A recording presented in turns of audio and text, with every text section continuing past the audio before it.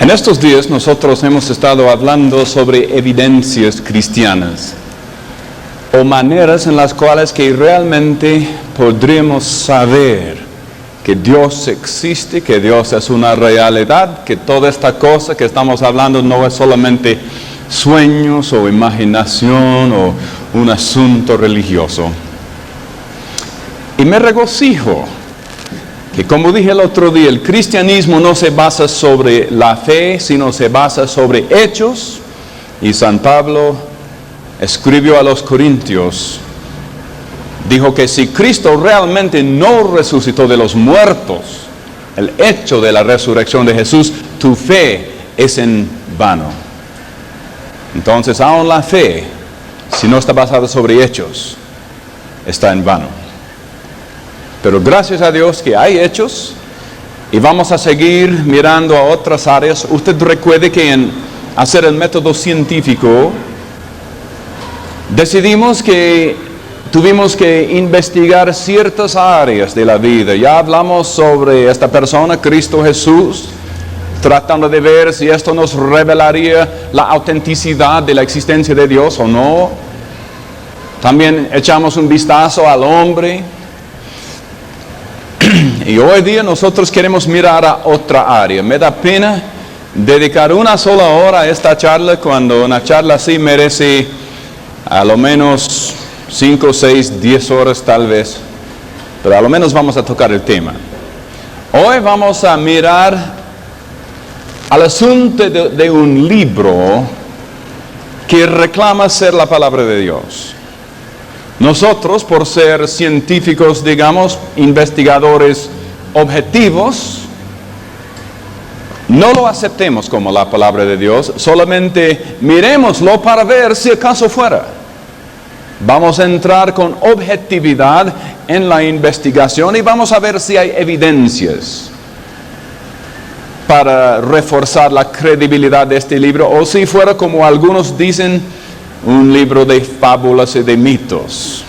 Porque si este libro es libro de mitos, entonces echemos este asunto que se llama el cristianismo, volvamos al mundo y hagamos nuestra propia cosa. Sí hay evidencias. Recuerdo hace unos años donde mi esposo y yo vivimos en Puebla, México, y una noche yo estaba en lo que se llama Casa de Café. Era un tipo de ministerio ahí donde recibimos muchos jóvenes de la calle y también universitarios que visitaban. Nos sentábamos todos en el piso sobre almohadas y charlamos con los otros jóvenes que entran. Yo estaba ahí solamente de visita y un par de jóvenes universitarios entraron y yo les saludé y empezamos de charlar y eran muy jóvenes muy lindos y me dijeron, bueno, nosotros también quisiéramos ser cristianos, pero desafortunadamente no tenemos suficiente fe.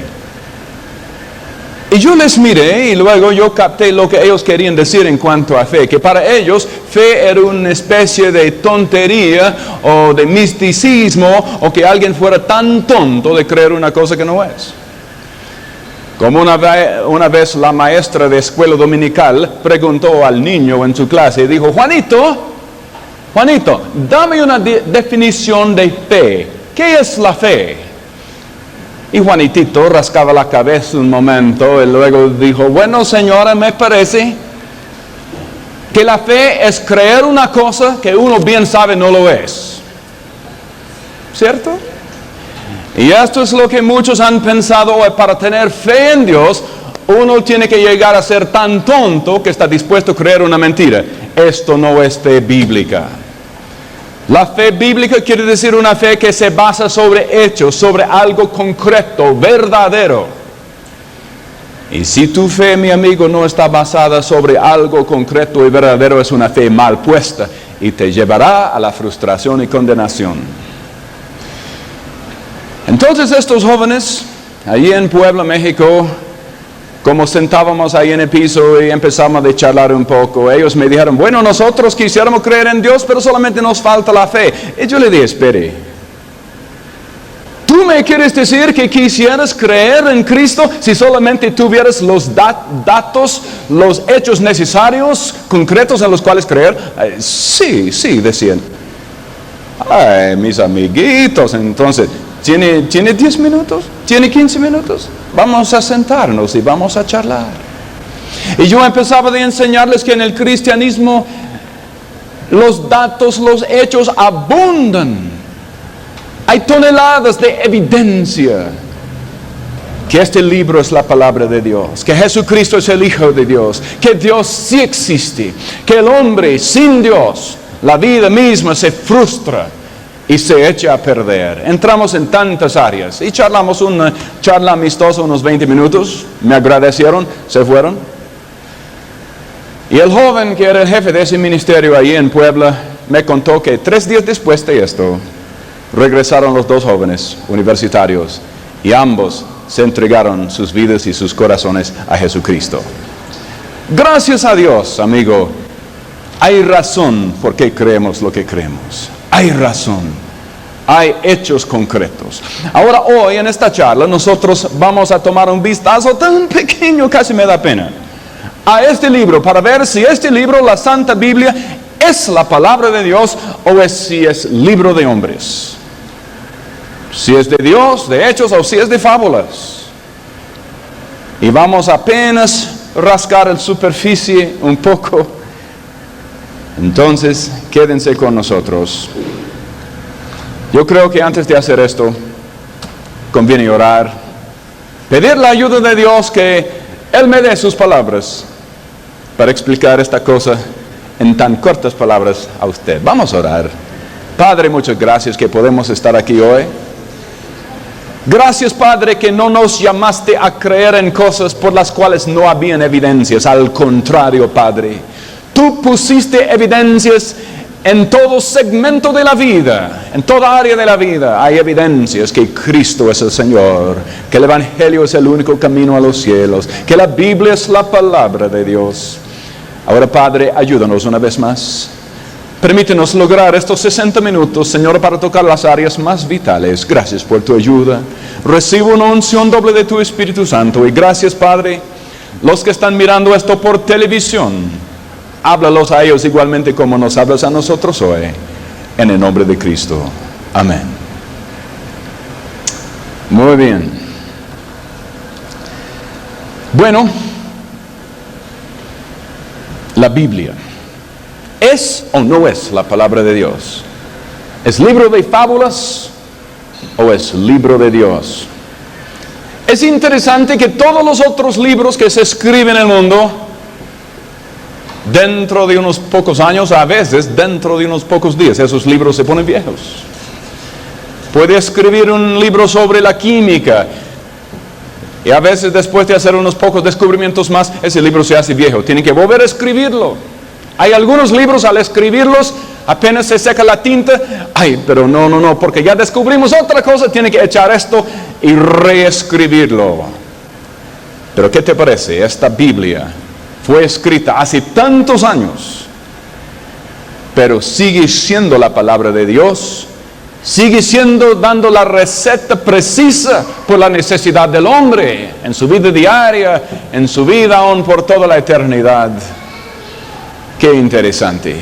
Hay tantas pruebas que esta es la palabra del Señor. Ahora, quiero apuntar en el pizarrón nomás unas razones que podríamos considerar evidencias, de que es la palabra de Dios, la Biblia.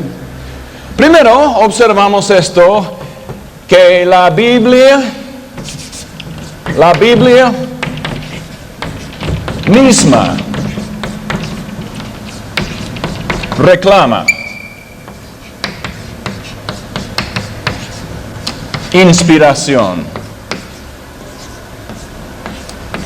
La Biblia misma reclama inspiración. La Biblia no dice que es un libro ordinario, dice que es una revelación especial de Dios.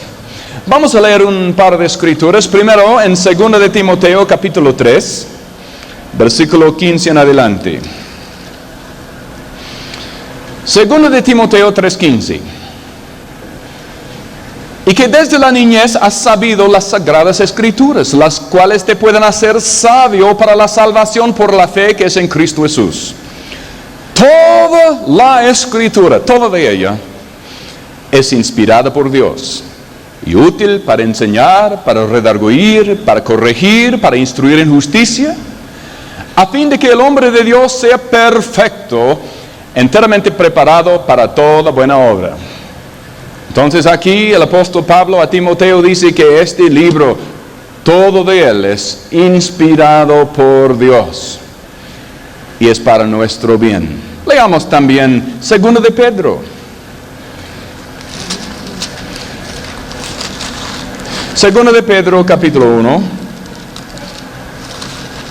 versículo 19 al 21. 2 de Pedro 1, 19 al 21. Tenemos también la palabra profética más segura, a la cual hacéis bien en estar atentos como a una antorcha que alumbra el lugar oscuro, hasta que el día esclarezca y el lucero de la mañana salga en vuestros corazones. Entendiendo primero esto, que ninguna profecía de la Escritura, este libro, es de interpretación privada, porque nunca la profecía fue traída por voluntad humana, sino que los santos hombres de Dios hablaron siendo inspirados por el Espíritu Santo. Aquí San Pedro dice que toda persona que Dios usó para escribir su parte de la Biblia fue un hombre inspirado por el Espíritu Santo de Dios. No escribiendo sus palabras y sus ideas, sino las palabras del gran Dios por el cual él escribió. Entonces la Biblia misma reclama inspiración. Se nota que en el primer capítulo de la Biblia, no más, en el primer capítulo, 9 veces se encuentra esto. Y Dios dijo. Y Dios dijo. 9 veces en solamente el primer capítulo. Además, 3.800 veces en la Biblia los escritores reclaman que su mensaje es de Dios, que su mensaje es divino. 3.800 veces. Entonces la Biblia misma reclama ser inspirada por Dios. Ahora, claro, queremos más evidencia que esto. Esto sí, evidencia más subjetiva. Queremos ver otras cosas. La segunda cosa que nos impresiona es la permanencia de la Biblia.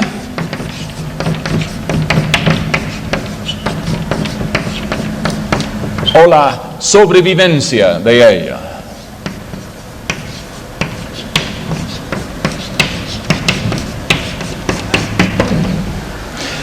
En todos los siglos, la Biblia ha tenido sus enemigos.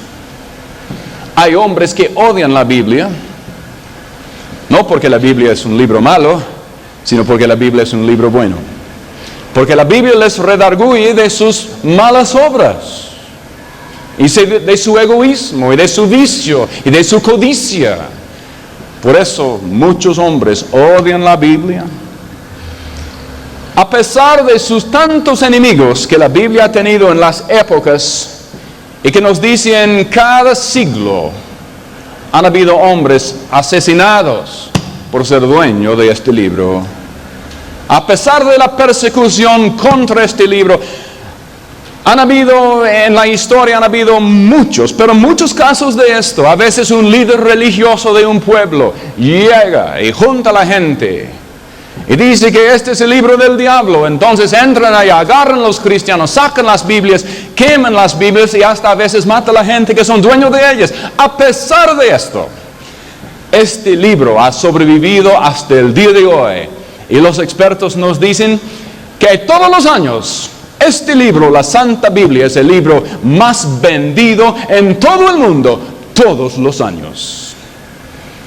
Esto es una permanencia muy interesante, una sobrevivencia casi increíble de ver cómo Dios ha conservado su propio libro, la palabra de Dios, porque no es libro de hombre, es libro de Dios. Y en casi cada época hay nuevo esfuerzo de acabar con el libro.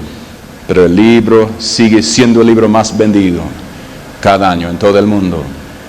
Muchos de ustedes han escuchado de este caballero, el filósofo Voltaire, un hombre francés del siglo XVIII, uno de los escritores y pensadores más importantes del siglo XVIII. Voltaire era un ateo, odiaba mucho la palabra de Dios, y Voltaire dijo estas palabras: ya no necesitamos la Biblia. En el siglo XVIII dijo esto. Es un libro anticuado, es un libro de fábulas. Y ahora somos una civilización muy educada, entonces hago una profecía. Hizo su profecía. Y él dijo: desde hoy, en 100 años, no existiría ninguna copia de este libro, la Biblia, solamente en los museos. Habrá Biblia en los museos, pero nada más que esto, porque ahora la gente, ser una gente científica e inteligente, se da cuenta que es un libro de tonterías. Qué profecía más interesante, que en 100 años no habría otra Biblia. Bueno, cumpliéndose los 100 años, la primera cosa que nos fijamos, el caballero Voltaire se había muerto. Y dicen que la suma de todas sus obras, de los libros que había escrito en la Biblia, que lo más ilustre de su trabajo estaba representado en 25 volúmenes o 25 libros cubiertos en piel, y vendieron el juego de todos los 25 por $3. Y este hombre Voltaire, que había dicho que en 100 años no iba a ver la Biblia, justamente la misma casa en donde Voltaire hizo esa profecía, en 100 años ya se había convertido en la casa sede de la Sociedad Bíblica de Ginebra, donde fabricaban y vendían las Biblias. Qué chistoso, ¿no? Y este libro sigue siendo el libro más grande del mundo. Como nos dijo el Señor en Mateo 24:35, Él dijo: el cielo y la tierra pasarán, mas mis palabras no pasarán. Y ahí está. Y hoy día tenemos la misma Biblia, la palabra de Dios. Su permanencia, su sobrevivencia es espectacular. Ahora otra cosa, número 3, es la estructura interna.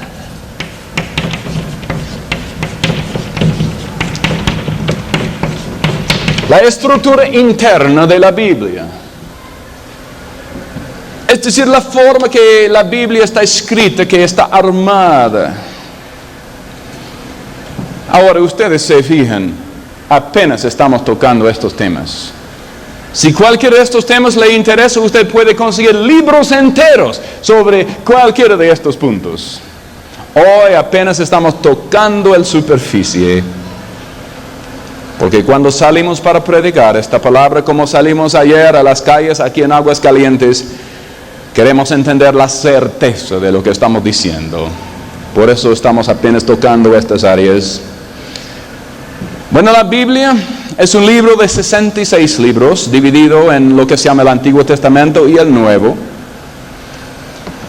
Y fue escrito por 40 y tantos autores. Hombres de diferentes áreas de la vida. Y no todos estos hombres vivían en la misma época. Estos hombres estaban separados por aproximadamente 1500 años. Es decir, uno podría decir, bueno, en época tal y tal, es que en esa época era especial, que toda la gente era muy religiosa. No, pero no fue así. Los que escribían este libro, que contribuían a sus hojas sagradas, vivían sobre un periodo de 1500 años. Tampoco todos se procedían de la misma ciudad o el mismo pueblo, aún el mismo país. Pero sus autores humanos eran aproximadamente 2500 kilómetros separados. No era de un solo pueblo religioso. Procedían de una variedad de culturas diferentes. Pero lo maravilloso llegaron diciendo la misma cosa. Este libro tiene un solo mensaje, y el mensaje es esto: la redención del hombre de parte de Dios, o que Dios quiere rescatar al hombre y traerlo a una relación con sí mismo. Este es el mensaje de todos estos 66 libros. Ahora, usted sabe, si hay dos hombres, dos autores, uno podría escribir un libro, otro escribió otro, pero hay conflictos, hay desacuerdos, hay choques, hay problemas. Pero en todos estos 40 y tantos autores, procediendo de una variedad de culturas y sobre muchos años, pero el mensaje sale siendo uno: la redención del hombre. Y en este libro no hay ningún conflicto probado. Investigando al fondo del asunto, no hay contradicciones. Es sencillo, es porque tiene un solo autor. Dios es el autor de este libro. Esta es su palabra. Y se nota que los autores eran doctores, eran pastores, eran reyes, pescadores, de muchos fondos. Trata de religión, de poesía, de salud, de ética, de ciencia, de moralidad, de filosofía, de eventos del futuro, del significado de la vida, del propósito de la vida, de mucho más. ¿Qué libro más único, qué libro más completo es este libro? Ahora, entonces, la estructura interna podría decir mucho. Lástima que no hay más tiempo para tratar esto. Otra cosa, otra evidencia, número 4, es la arqueología.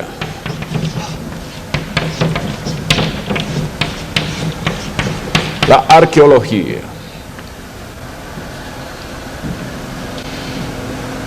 Al contrario con lo que dijo Voltaire, entre más científicos y avanzados que llegamos, más la Biblia queda desacreditada. Es al inverso. Entre más que llegamos a saber, entre más que los arqueólogos descubren, entre más que las computadoras más avanzadas prueban, este libro queda siendo aún más la palabra de Dios. La ciencia confirma este libro. La arqueología lo confirma. Anteriormente, en el Antiguo Testamento, cuando este libro hablaba de varios pueblos, mencionando ciertos de los pueblos del Antiguo Testamento, y luego recién varios incrédulos decían: no, pero mire, esto es prueba que la Biblia no es, porque ¿quién ha escuchado de esta gente? Repitiendo los nombres de varias tribus y varias gentes que se encuentran en el Antiguo Testamento. Pero ahora, a través de la arqueología reciente, ya se ha descubierto que tales pueblos sí vivían, que habían estos pueblos, que habían estas gentes, y parece que exactamente como la Biblia describe la historia, es lo que sucedía con esta gente. Además, descubrieron que muchas de estas gentes, por ejemplo, recuerde que Dios mandó a los israelitas de destruir ciertos pueblos porque eran tan contaminados, tan rebeldes, tan pecaminosos, tan viciosos.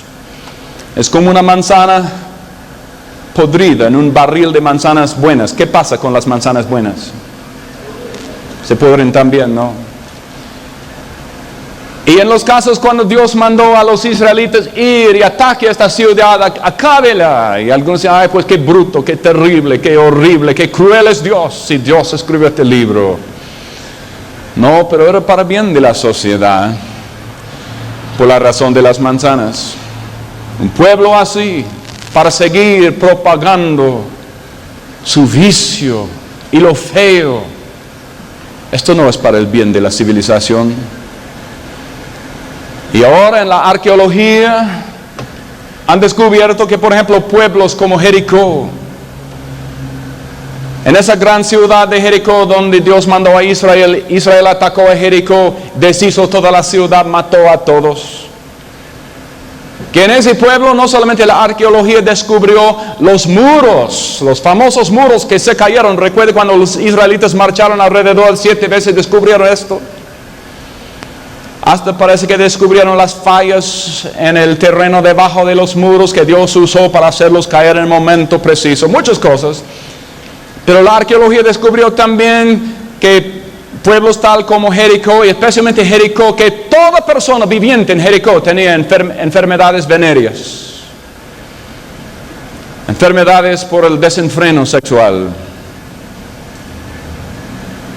Aún hasta los muros de sus paredes tenían dibujos de seres humanos teniendo relaciones sexuales con animales. El dios de Jericó era el sexo. Me parece que hoy día estamos llegando muy cercano a lo mismo, ¿no? Entonces la arqueología descubrió todo esto para verificar lo que dice la palabra de Dios. Entonces, esto es un estudio en sí, la arqueología y la Biblia. Ojalá que algunos de ustedes tendrían oportunidad de leer un poco más sobre el tema. Otra cosa que nos verifica la Biblia, número 5, es el asunto de la profecía. La profecía. Profecía en el sentido de que antemano uno habla un asunto que todavía no llega a suceder. Los de ustedes que están aquí hoy se dan cuenta que la Biblia está llena de profecía, especialmente el Antiguo Testamento, que un día Dios dice X y X cosa va a suceder, el profeta lo profetiza y luego cientos y cientos, hasta veces miles de años después, llega a suceder a la letra lo que el profeta dijo antemano. Esto en sí es prueba que ningún hombre escribió este libro. Yo podría profetizar que en 5 años va a suceder una cosa. Bueno, tal vez con un poquito de suerte se me sucedería, pero puro suerte, puro accidente. Pero a repetir, a profetizar y repetir de profetizar, y siempre sucede, y profetizar hasta miles de años antemano, y sucede tal cual, esto no puede ser accidente. Tendrá que ser que Dios es el autor del libro, porque Dios sabía estas cosas y Él las habló. En la Biblia hay 3.856 versículos sobre la profecía. 3.856 versículos proféticos hablando de lo porvenir. Y cada vez una de esas cosas se cumple, uno tiene que decir, ay, me parece que Dios es aquel que escribió la Biblia. Hay libros completos y gruesos escritos sobre este tema de profecía.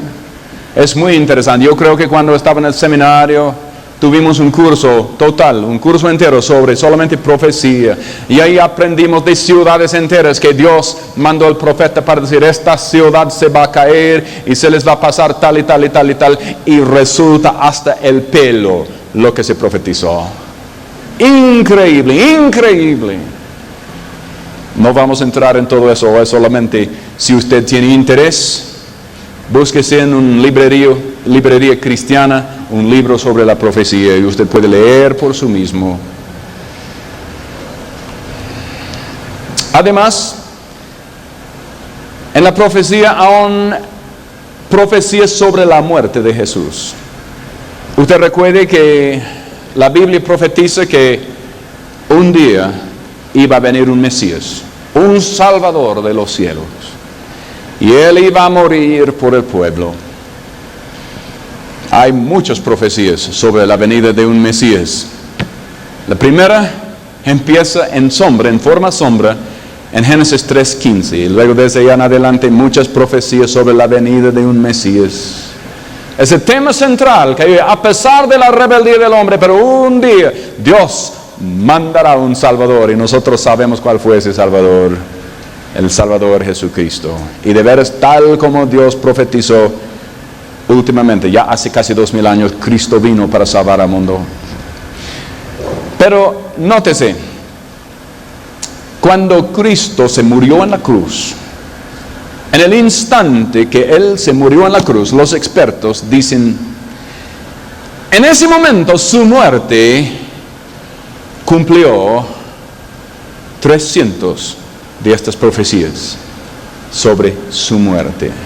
300 de profecías que fueron hechas cientos y miles de años antes. En ese momento que Jesús sobre la cruz entregó el Espíritu y murió, se cumplió 300 de esas profecías. Uno dice, bueno, yo creo que esto es suerte nomás. No podría ser suerte. Ahora un caballero que es experto en la matemática y en las probabilidades matemáticas, él hizo una investigación sobre este asunto que en el momento que Cristo se murió, se cumplió al tiro 300 profecías. ¿Y sabe lo que descubrió? Él descubrió que había una chance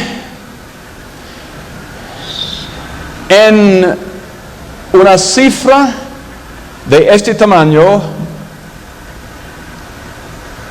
1 por 10 al poder 181, de que fue suerte. Es decir, había una posibilidad en una cifra grande que fuera suerte o fuera accidente, que cuando Cristo murió, que todo esto se cumplió. Ahora, los de ustedes que no sean tan matemáticos tal vez, algunos sí saben lo que quiere esta cifra, pero los que no saben, quiere decir una chance en una cifra de este tamaño.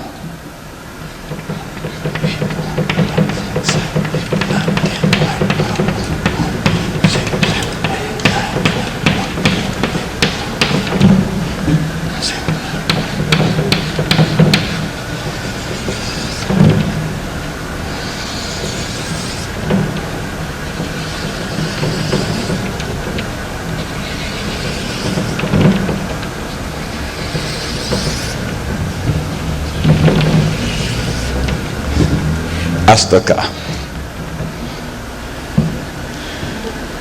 Es decir, que fuera suerte que resultó tal como las profecías decían, y que la muerte de Jesús fue una casualidad, una coincidencia, un accidente, fue solamente una posibilidad en una cifra de este tamaño, que por supuesto es absurdo.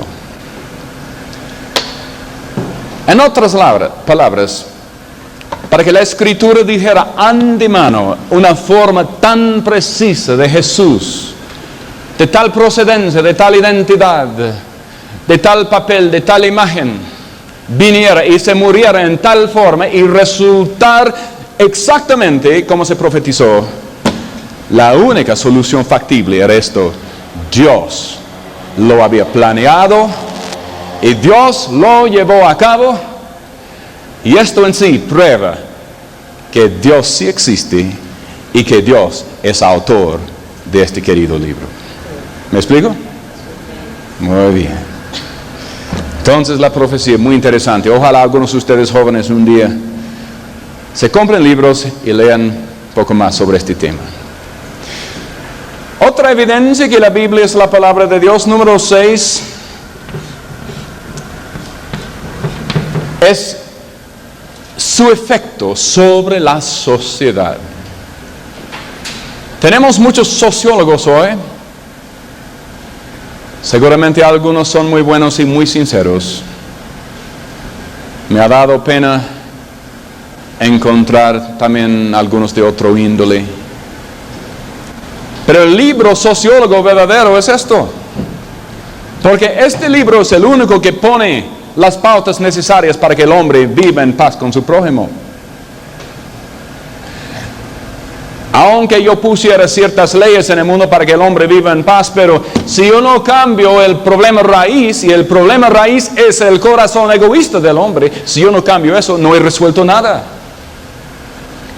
Entonces, para cada sociólogo, él debe saber que estas pautas que la Biblia pone son las más importantes en que el mundo viva en paz con su prójimo.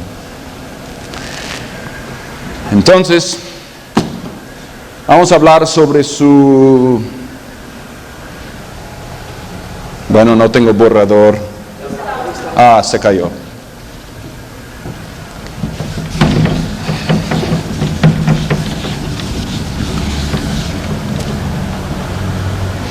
Entonces, su efecto, el efecto de la Biblia sobre la sociedad, su efecto sobre la sociedad.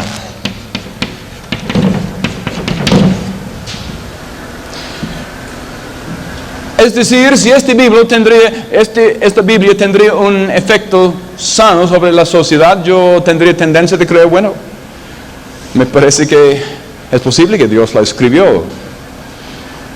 O si este libro, como algunos quisieran decir,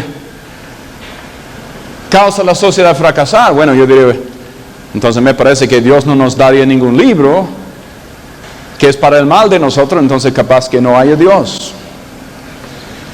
Donde quiera, en cualquier nación, en cualquier cultura, en cualquier país donde caiga este libro cambia esa sociedad de mal a bien. Indiscutiblemente, estudia la historia. Nosotros sabemos cómo hoy es en la India. Todo lo que pasa en India. Me imagino en México, saben, ¿no? De esto, de cómo sufre la India, la gran pobreza.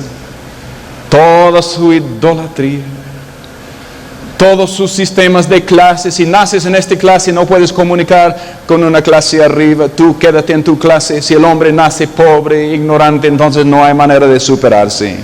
Déjalo allí hasta que muera. Puede ser la muerte, será la liberación para ese pobre. Qué filosofía triste. ¿Sabe qué? India es el producto de 5,000 años de hinduismo. Sí importa lo que creemos. En India, por sus tradiciones y por sus enseñanzas religiosas, el hombre no importa mucho. Hace tiempo que los Estados Unidos dio toneladas de grano allí para tratar de aliviar un poquito el hambre en India. Y se ha dado en varias ocasiones, pero entiendo que gran parte de ese grano lo llegaron a dar a los templos de los ratones. Porque en una filosofía que no es bíblicamente orientada, el ratón llega a ser igual con el hombre, o en algunos casos tal vez mayor. Ahora aquí nosotros entendemos en México, y lo entendemos por razones de la Biblia, que el hombre es diferente del ratón. El hombre fue hecho en la imagen de Dios, el ratón no fue hecho en la imagen de Dios. Y que hay una diferencia, entendemos esto. Es por la Biblia que entendemos, porque en el primer capítulo de la Biblia se lee, Dios dijo, hagamos al hombre en nuestra imagen y según de nuestra semejanza.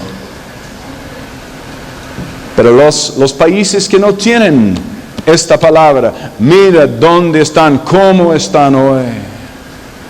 Allí el valor humano vale muy poco, muy poco. Allí una vaca, una de estas vacas blancas, entran ahí en el campo de maíz y empieza a comerse el grano que un pobre muriendo de hambre debe comérselo. No, pero esas vacas gordas y bravas entran ahí y comen el grano y nadie puede tocarse una de esas vacas porque es vaca santa. Ahora yo le digo, por mi parte, yo me tendré un muy buen churrasco muy santo, hermano, más o menos así. Un bistec buenísimo. Pero allá no, porque la vaca es santa. Se nota lo que la desorientación espiritual puede hacer una nación. Gracias a Dios que tenemos esta palabra en México. Debemos estimarla, vivirla, memorizarla, meditar sobre ella. Gracias a Dios por su palabra.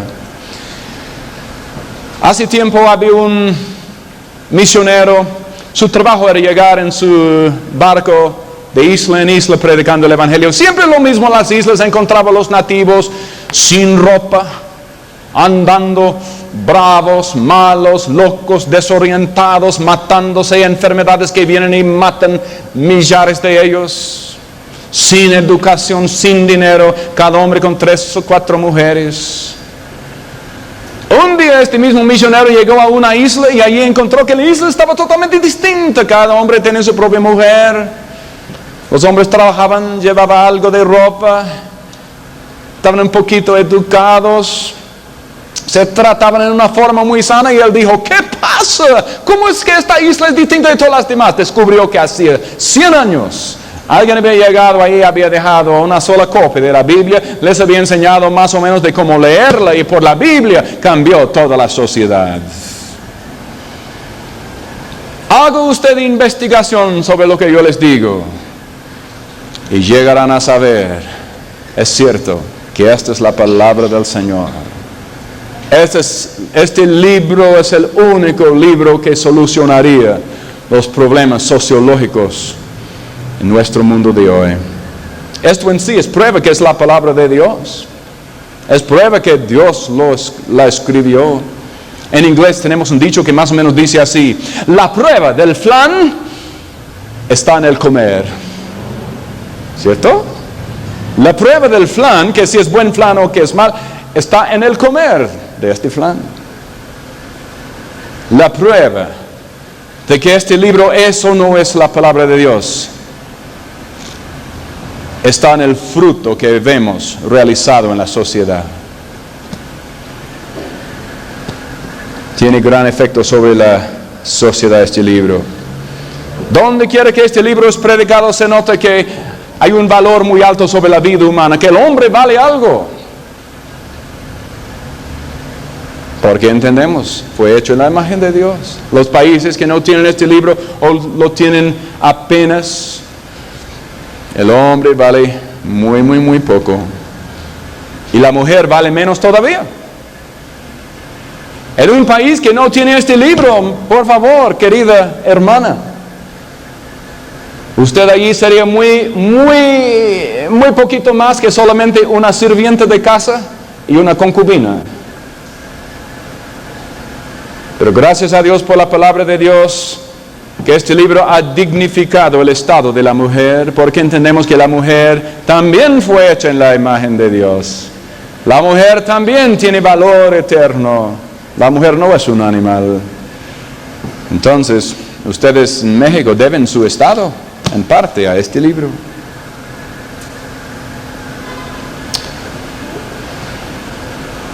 Además, donde quiera que predican este libro, se nota que hay perdón. La gente entiende cómo deben llevarse, que deben perdonarse. He conocido a algunos que no lo practican, pero a lo menos la Biblia es muy clara. Ya hemos dado una charla sobre el perdón unilateral tan importante.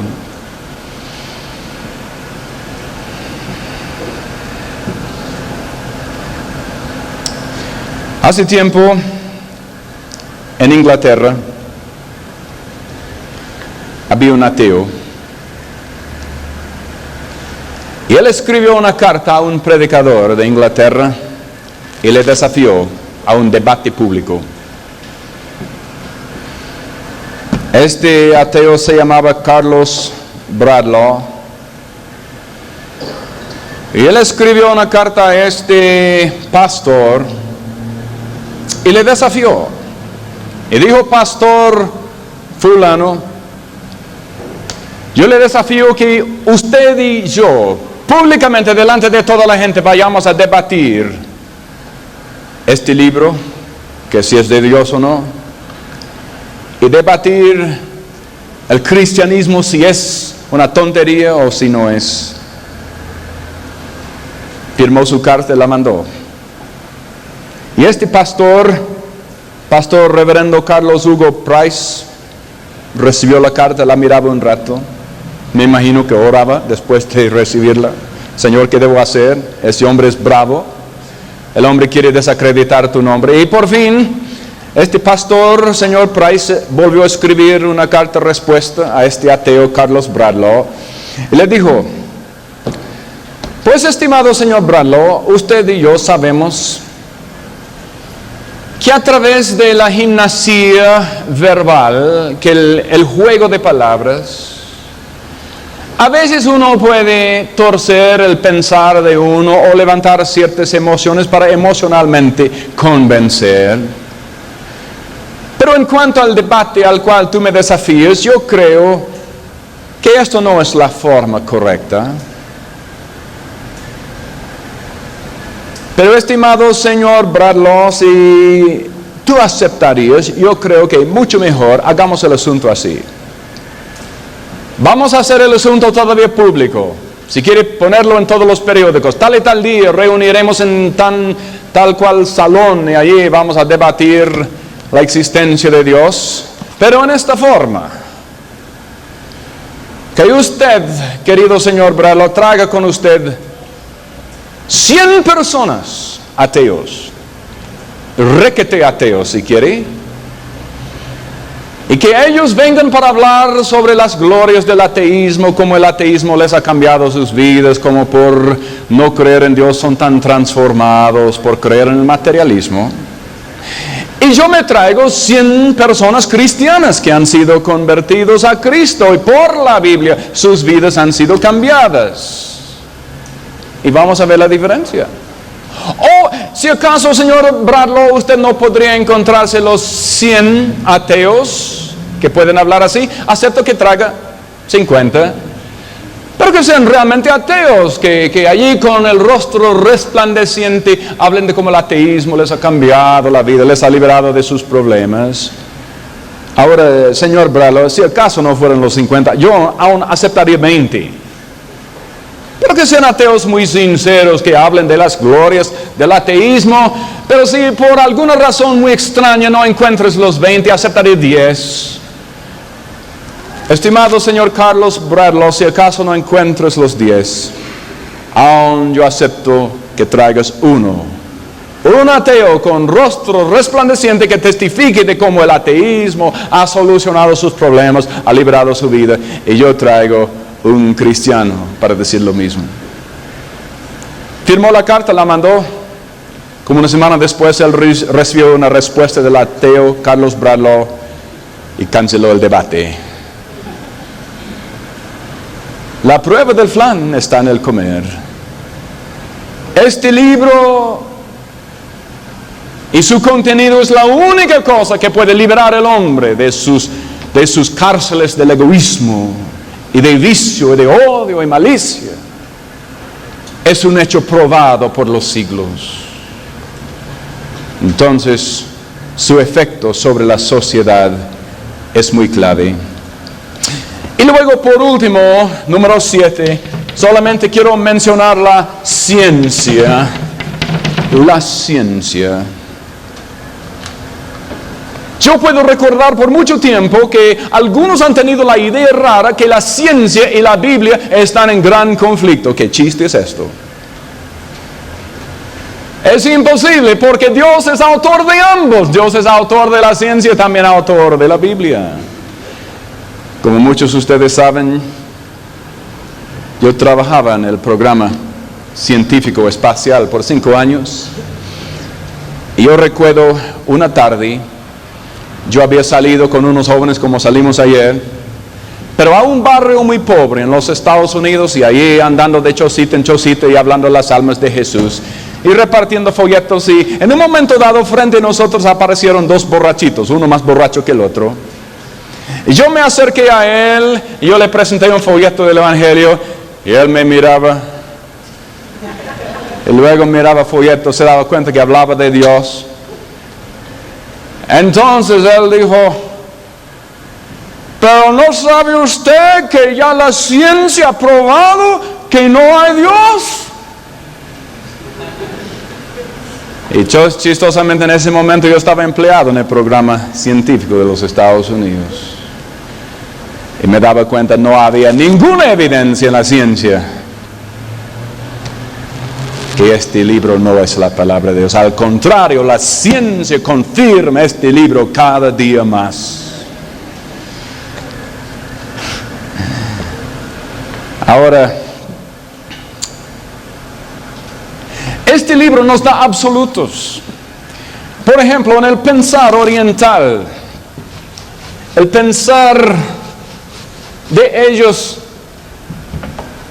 no es en un pensar de absolutos como nosotros tenemos. Por ejemplo, en la Biblia nos da opuestos. Habla de los cielos y el infierno. Habla de blanco y negro.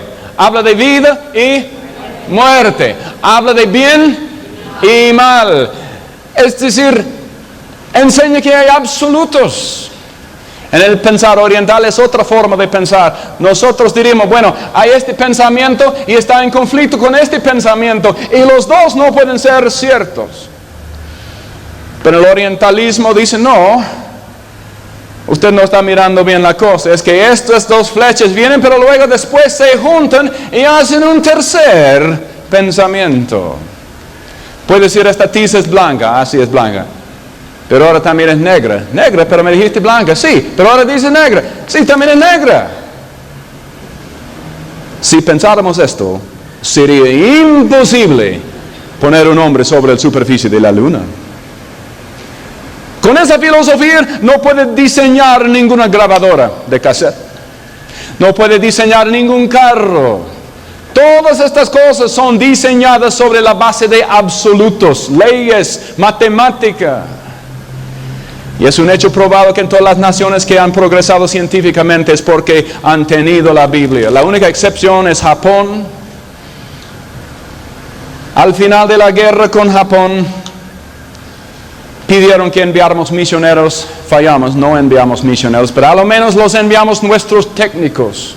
Y nuestros técnicos los enseñaron sobre como base de absolutos establecer sus fábricas y empezar a producir creyendo en absolutos. Y esta es la razón que hoy día Japón ha avanzado mucho en la técnica. Y además Japón es muy experta en cuanto a copiar cierta tecnología.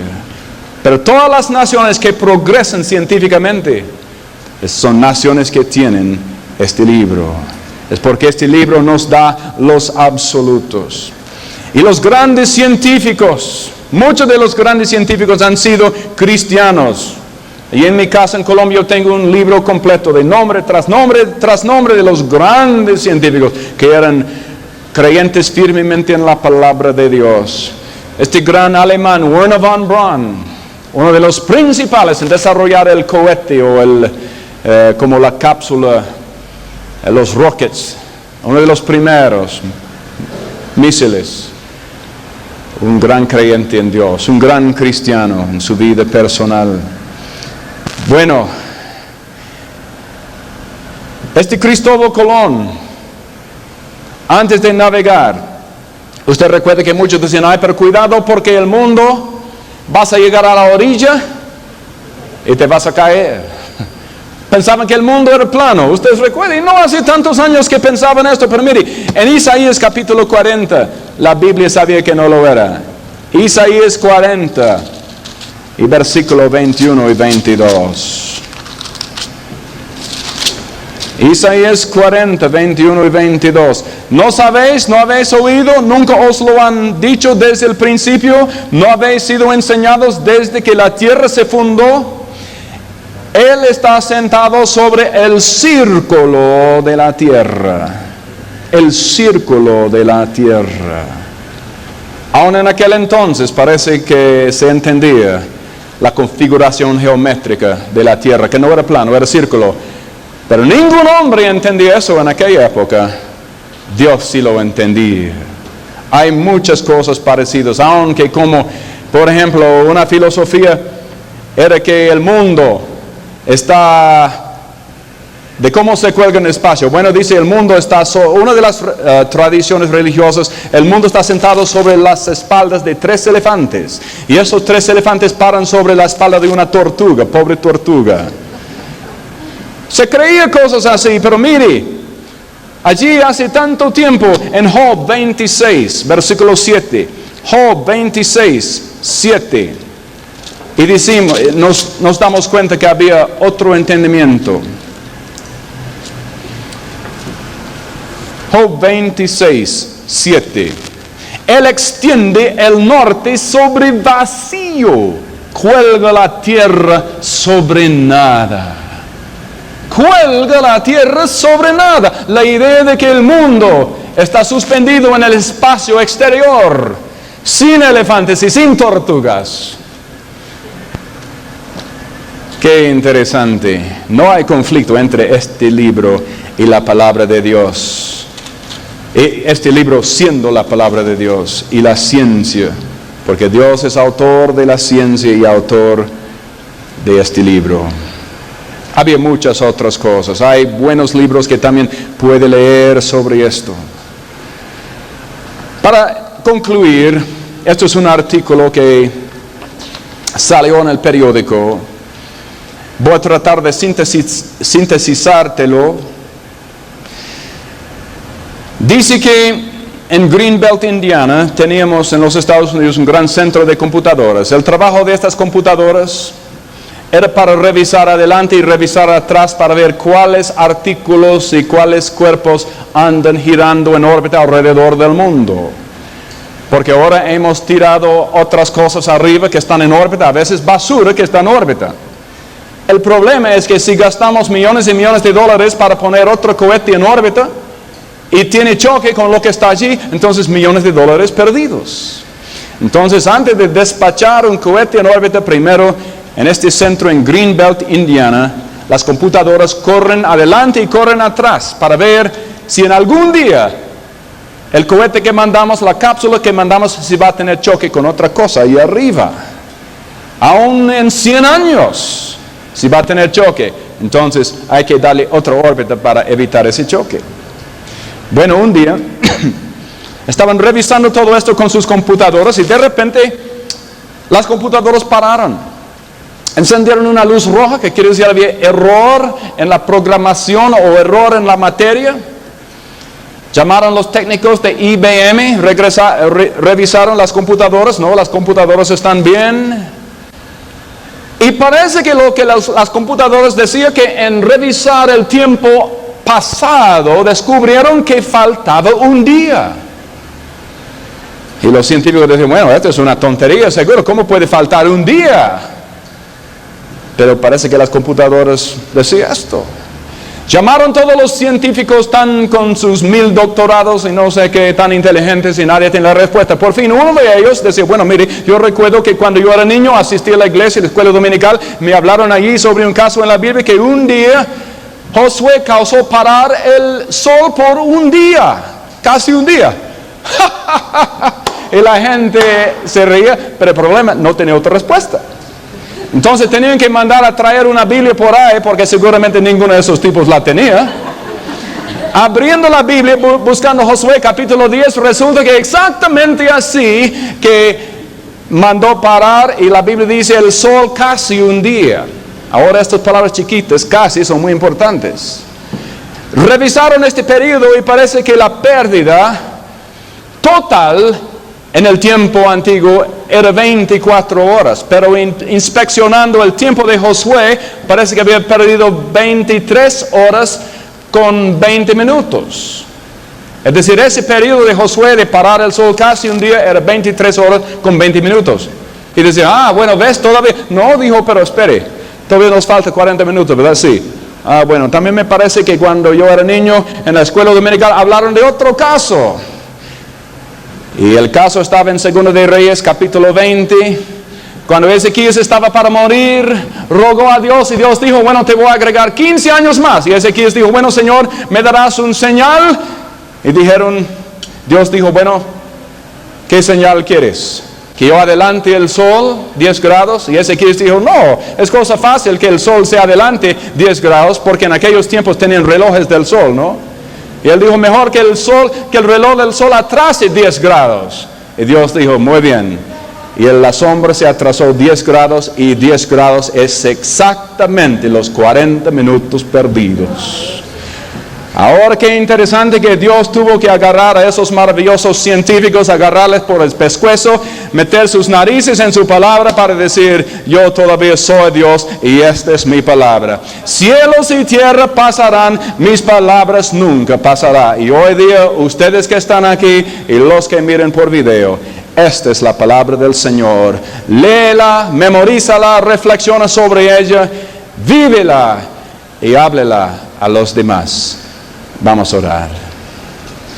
Gracias, Señor, por tu palabra eterna, que podemos tenerla, recibirla, creerla, vivirla y ver el fruto en nuestras propias vidas y el fruto en nuestro mundo. Sella estas cosas a nuestras mentes y corazones. Muchas gracias.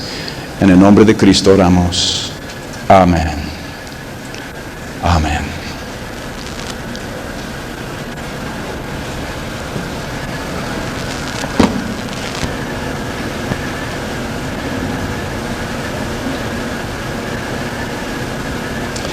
Solamente se me olvidó anunciarles un buen libro por los de ustedes que quieren investigar más. Se llama Evidencia que exige un veredicto, por Josh McDowell. Evidencia que exige un veredicto, por Josh McDowell. Un libro en castellano, es muy bueno. Y este libro nos indica cómo que nosotros podemos investigar la literatura clásica y cuáles son las normas que aceptamos la autenticidad de esta literatura, y luego aplica las mismas normas a la Biblia. Y se nota que la Biblia cumple esas normas aún más que la literatura clásica e histórica. Y entonces, si uno quiere echar la Biblia, también se tendrá que desacreditar y echar toda la literatura clásica y secular y aún la historia del hombre misma. Gracias.